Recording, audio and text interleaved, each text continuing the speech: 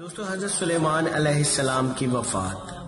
اللہ رب العزت نے قرآن کریم میں فرمایا ہے کہ پس جب ہم نے سلیمان علیہ السلام پر موت کا فیصلہ نافذ فرما دیا تو پتہ نہ بتایا جنات کو آپ کی موت کا، مگر زمین کے دیمک نے جو کھاتا رہا آپ کے عصا کو۔ پس جب آپ زمین پر آئے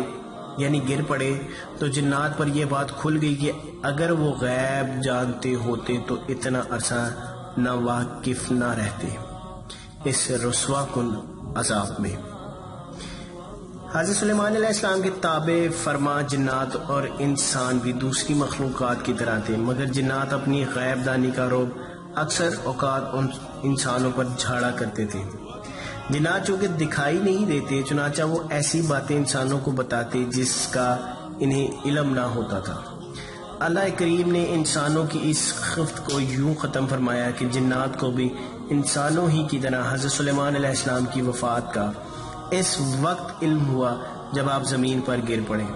اور یوں سب کو معلوم ہو گیا کہ آپ علیہ السلام نے تو وفات پا لی ہے۔ یعنی اگر جنات غیب کا علم جانتے ہوتے تو انہیں پہلے ہی معلوم ہو جاتا کہ آپ علیہ السلام کی موت واقع ہو چکی ہے۔ جنات دراصل ایک ہیکل یعنی بہت بڑی عبادت گاہ حضرت سلیمان علیہ السلام کے حکم سے تعمیر کر رہے تھے، اور حضرت سلیمان علیہ السلام ان کی نگرانی فرما رہے تھے۔ آپ اپنے عصا کے ساتھ ٹیک لگا کر کھڑے ہوئے تھے اور یوں لگتا تھا کہ آپ زندہ ہیں۔ جنات جب آپ کو کھڑا ہوا دیکھتے تو اپنی محنت و مشقت میں لگ جاتے۔ اسی طرح 1 سال کے قریب عرصہ گزر گیا مگر جنات کو علم نہ ہو سکا۔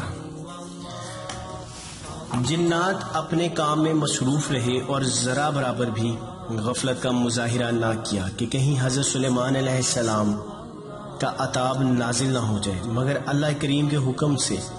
دیمک نے حضرت سلیمان علیہ السلام کے اس عصا کو چاٹنا شروع کر دیا جس کے ساتھ ٹیک لگا کر آپ علیہ السلام کھڑے تھے۔ قریب 1 برس لگ گیا اس کو کھوکھلا کرنے میں۔ جب آپ علیہ السلام کا عصا بالکل کھوکھلا ہو گیا تو عصا بے جان ہو گیا اور آپ کا بوجھ برداشت نہ کر سکا، جس کی وجہ سے حضرت سلیمان علیہ السلام زمین پر آن گرے۔ یوں جنات اور انسانوں اور تمام مخلوقات کو علم ہوا کہ حضرت سلیمان علیہ السلام وفات پا چکے ہیں۔ جب انہوں نے آپ کے جسم مبارک کو دیکھا تو وہ حیران رہ گئے کہ آپ تو کافی عرصہ پہلے وفات پا چکے تھے۔